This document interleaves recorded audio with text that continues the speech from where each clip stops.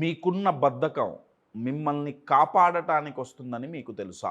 ఏమడుగుతున్నా నేను? మీరు గనక బద్ధకంగా ఉంటే, చాలా లేజీగా ఉంటే, లేజీనెస్ లోపం కాదు, ఒక ప్రొటెక్షన్ మెకానిజం అని మీకు తెలుసా? కాశ్యప్ ఏమంటున్నావురా? నువ్వు ఎంత లైఫ్ కోచ్ అయితే మాత్రం పాజిటివ్ థింకింగ్ గురించి మాట్లాడతావు, లేజీనెస్ బద్ధకంలో పాజిటివిటీ ఏంట్రా? అంటే బద్ధకంగా ఉండమంటున్నావా, లేజీగా ఉండమంటున్నావా? కాదండి.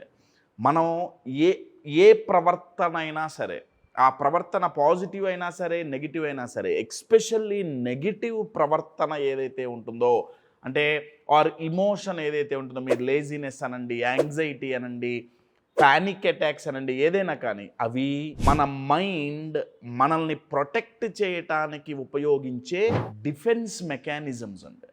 లేజీనెస్ అనేది ఒక డిఫెన్స్ మెకానిజం.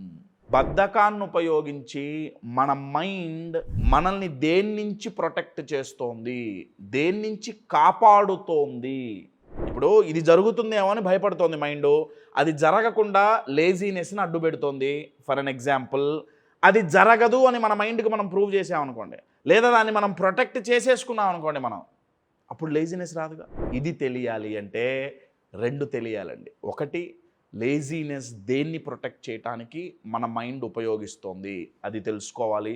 ఎందుకు, ఏంటి, ఆ సైకాలజీ తెలవాలి.